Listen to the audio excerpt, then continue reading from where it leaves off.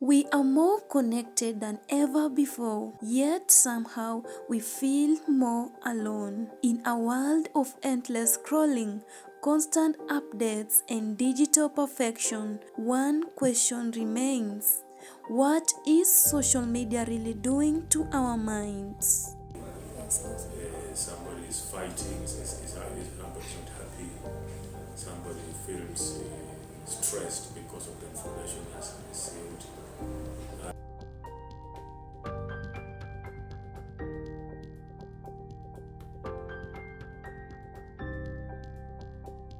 In university campuses today, silence is rare, not because students are talking, but because screens are. From lecture halls to hostels, from libraries to cafeterias, social media has become the invisible companion of youth life. A scroll before class, a post between lectures, a late night binge of endless content.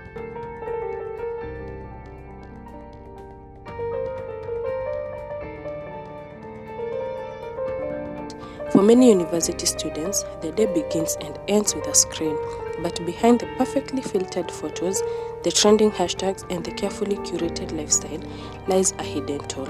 A toll on sleep, on confidence, on focus, and on mental health.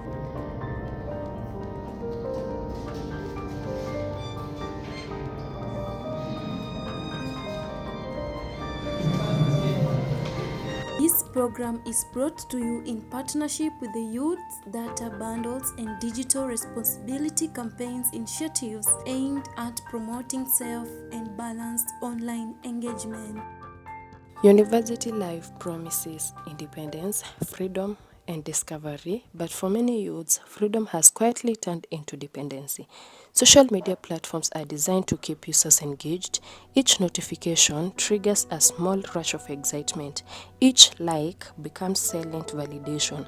The brain responds with dopamine, a chemical linked to pleasure and reward. And without realizing it, scrolling becomes routine, routine becomes habit, and habit becomes addiction. Sleep is sacrificed, assignments are delayed, concentration weakens, yet the scrolling continues.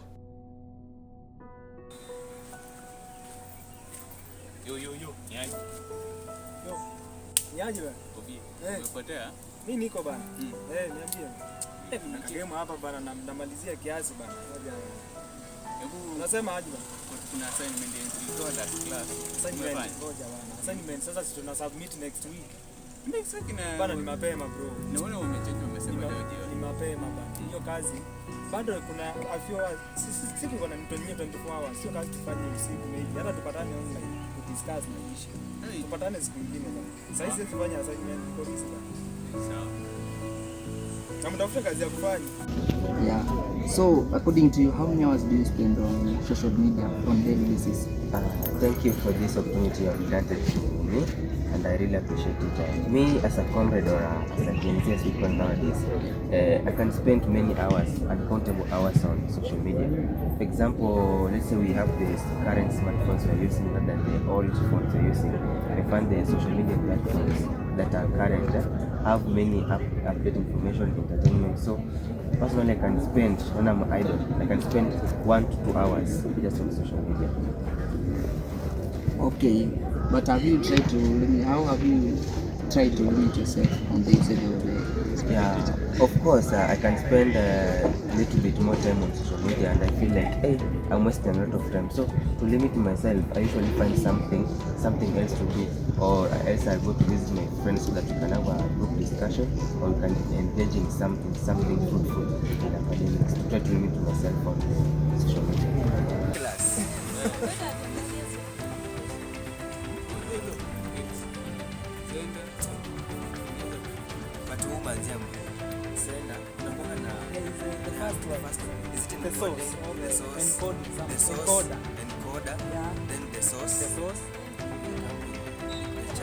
The channel first.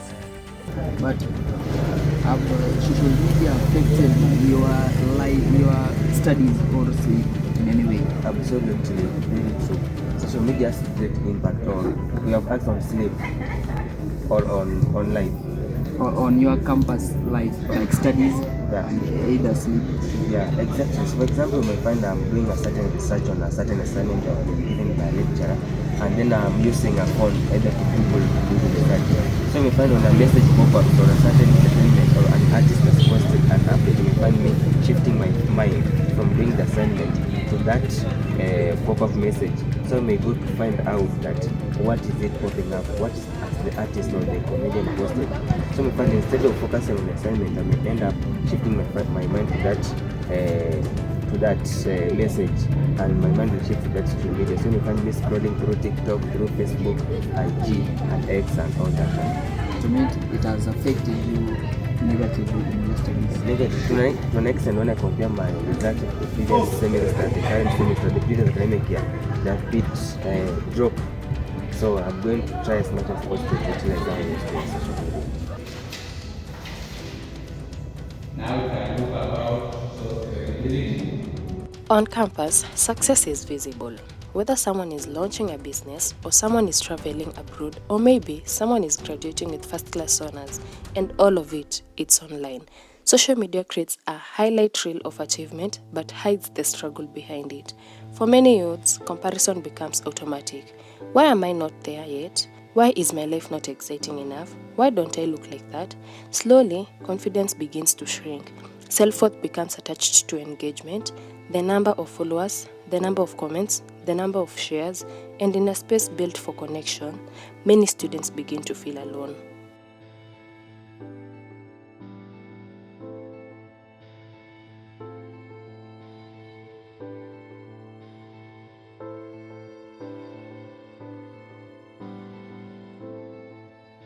How do you compare your life with others online? Okay, for a girl, it's a common thing to do. You will see maybe a girl has posted receiving flowers, chocolates, vacation. You'll also want to have that, even though you can't even attain that because you don't have the money, but you'll want to have whatever they are posting. You'll also want to have their body, like for those who are going for liposuction and BBL, you know, like you want to attain that perfect curves. And for maybe for birthdays, you also want to go to high-end restaurants, like whatever they are posting. Yeah, we usually compare ourselves so much. Okay, thank you for that answer to that question. So now this brings me to the second question of the day, that how social media made you look inadequate? Yes, it has. How? Take for example, for the special occasions like Valentine's. On Valentine's, you could see several girls posting, receiving flowers, chocolates, going for vacation, dinner dates, and you are there wondering, mimi napendwa kweli, because your man is not doing that, so you feel like you are not enough. Maybe you are not receiving what you want to be termed as love according to social media standards, you see. Yeah, so maybe I have felt inadequate in some way or another. But at a point it has made you to feel adequate. Yeah, at some point it has also made me feel adequate, because when you bring out this question, you tell your person, I also want flowers for a special occasion. You see them trying to put an effort to bring those flowers. Yeah. Okay, and how does it affect your self-esteem? On my self-esteem, I sometimes take the positive things positively. Like for instance, leave alone the BBL and liposuction things about creating the perfect body. Take for instance, there are even influencers that go about building a female wellness. So they'll come advising you as a woman, do this for a good future. So there are some influencers that build our self-esteem. It's not like social media is that bad as people term it to be. It can also build your self-esteem if you find the right influencers. In physical spaces, bullying may end when you leave the room. Online though, it follows you home. A comment, a screenshot, or a rumor shared in seconds, university youths face pressure to maintain an image, to appear successful, to appear confident, or to appear unbothered.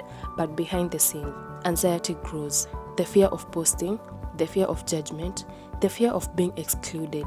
For some, the emotional weight becomes overwhelming.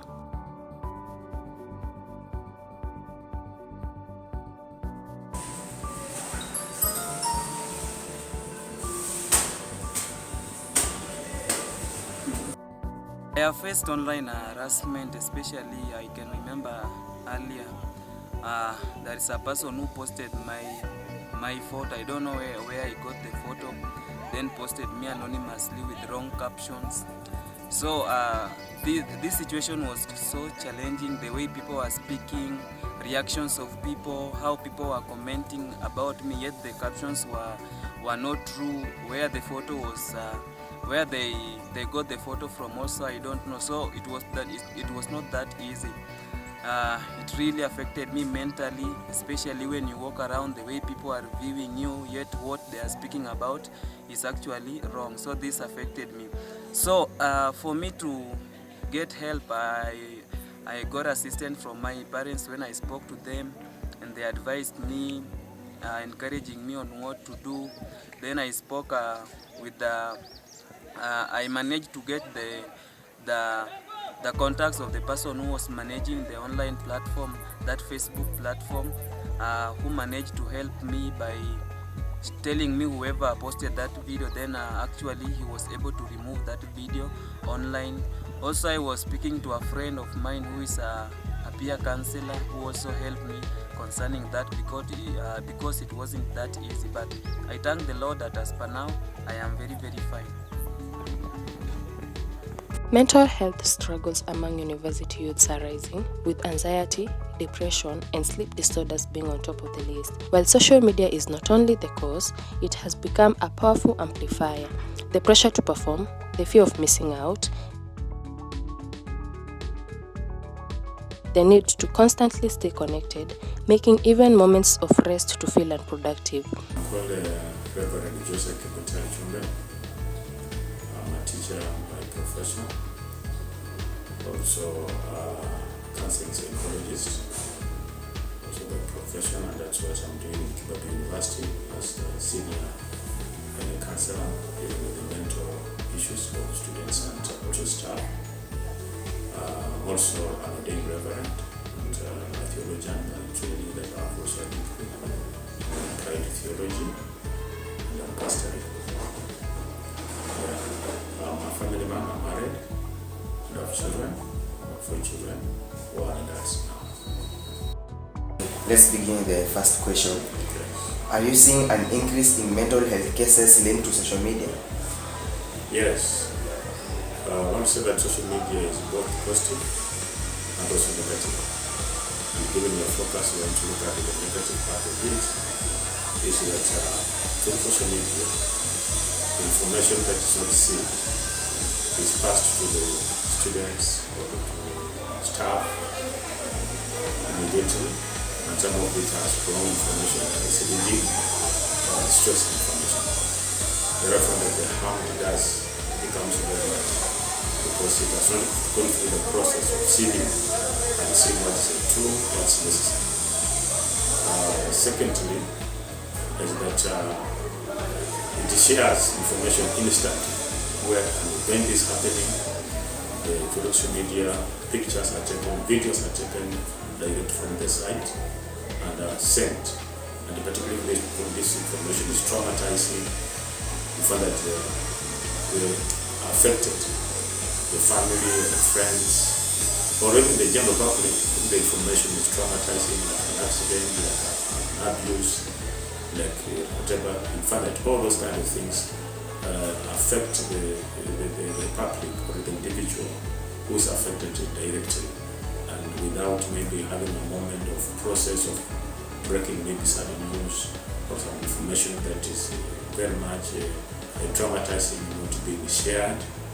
So we find that the process is that the public or the person concerned gets the information as well as it is and instantly, and that one causes some kind of shock, so that before the information goes through the process, people have already been affected negatively.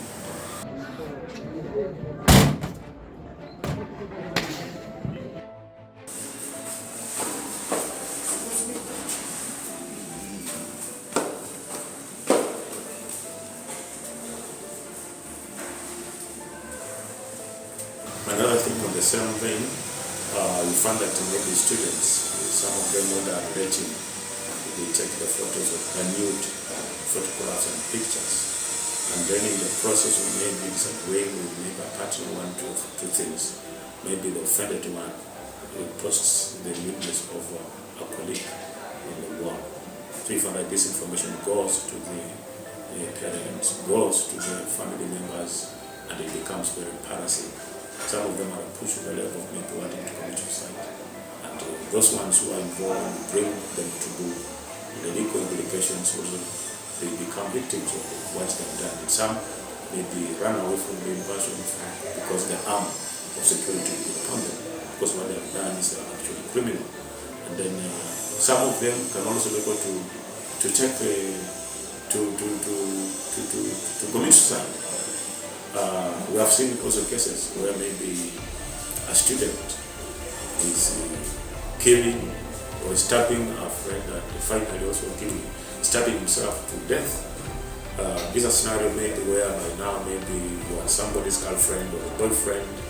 Maybe you're just working with somebody somewhere and then you have a friend who knows you, who knows your relationship, takes your photograph, you see, and sends to your friend and then say that you see, he's working with this one. When maybe sometimes it's not true because we're human beings. Maybe this person could be just a classmate, this person could be just maybe a relative, this person could be just a friend, but because it's like different gender moving together, and maybe somebody is picking that and sending to the boyfriend, and somebody makes the decision that probably you are cheating on him, you are not doing what's right, your expectation as far as maybe the agreements of the relationship is concerned.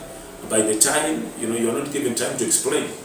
You're not given time to explain. When this person comes has already made a decision, has already judged, and you find that in such a situation that can be able to release kind of situation whereby now there's beating, there's assaulting one another to the point where we've had cases, a student stabbing another, a girlfriend, and finally stabbing himself, and to the point of maybe death. So those are what I can be able to say that those are really negative, and there are so many, but naturally those are the things that affect the student. Maybe before I conclude, another one is that you find that this information on social media, some of it is not true. I say some of it is not true. It's misleading, it's not researched, I say. And therefore you find that now the youth, that it becomes a school, it becomes a platform on which peers like to share or to learn from. And they feed on wrong information, or information that's not researched, that affects their belief system, that affects their morality, that affects their lenses or how they see the world. And in the process that now this youth now, they become unique. Maybe the character they are having, the behavior they are having, the belief system they are having, sometimes they shock the parents, sometimes shock us, the older generation. But we look at it that now they're depending on the information of the social media, where maybe in time with us as parents, or maybe teachers, or maybe spiritual leaders, or other important people in the community who can be able to offer true information are not taken as people who can be able to they're no longer seen by the Jesus they call themselves. Silence becomes uncomfortable, stillness becomes unfamiliar, and gradually the digital world begins to feel more real than the physical. Na before tuendelee bro.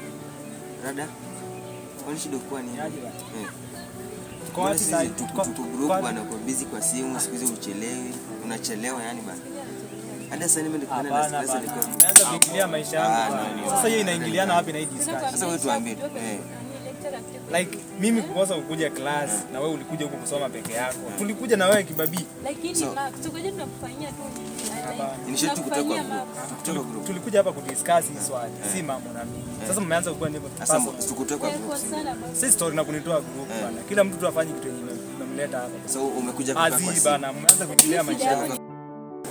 Somebody's not happy, somebody is fighting, somebody's not happy, somebody feels stressed because of the information he has received, others become weak, less energetic, others become very angry, they want to respond to the information or to the one whom they feel is concerned as far as the information they've received. Some of them fighting, I see, threatening to take idealize the issue of suicide. Some of them take maybe poison or drugs that will harm them. And then also some of them also want to kill. So those are the things we see. The deviant behavior, that wrong thinking, emotional expression that is not healthy, behavior that we see that's not right, those becomes the signs that shows that somebody has been affected negatively through the social media. Okay, thank you. Maybe on to the last questions. What coping strategies do you recommend most of the youth to put in practice to avoid such incidences? I think one, as I've said, the moment you get information, be able to sieve it, just analyze it before you consume it. Number two is that don't belong on every site, every app that comes. And you should be able to look at what is the purpose of the information you are receiving. If the information is traumatizing, if the information is true, if the information is not right, particularly pornography, don't use it. I wish that because we cannot avoid some of the Facebook, Instagram, and all these kind of things, we must be intentional. What are you going to look for? If you connect the knowledge, what are you going to look for? So be intentional with the information, so that this information that comes in, showing nakedness, showing some kind of thing that's not necessary to you, ignore, so that you focus on what you are going to look for on the internet or through the social media. Another thing is, I want to say that share the information with a friend. If it's affecting you, whatever, share information to a friend, so that maybe what you're going through, if that information is affecting you negatively, by sharing with a friend, then you find that the friend will be able to chip in to give you advice, provide social support to you, other than maybe responding alone, or maybe responding to the issue you are alone. Number three is be able to seek guidance on the information. Seek this information, seek guidance. That's what we talk about, the general expert advice to people who are available, could be your friends, respond to friends, could be your parents, could be your teachers, lecturers, could be peer counselors, and us professional counselors. And if the issue also have affected you negatively, be willing to seek professional services from professional counselors. And the university we have two. I'm here as a senior counselor, and we also assistant student counselor and Kirinji in Form 8. So I think when those things are put in place, we can be able to mitigate through the challenges of negative social media. Social media is not the enemy. It connects, it informs, it empowers, but like any powerful tool, it demands balance. Andika hiyo itakusaidia. Na mtu asiniombe notes. Lazima bwana, utapiga picha ututumie.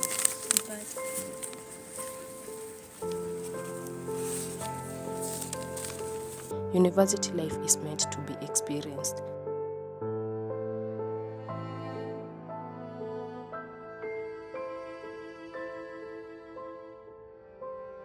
Not just posted.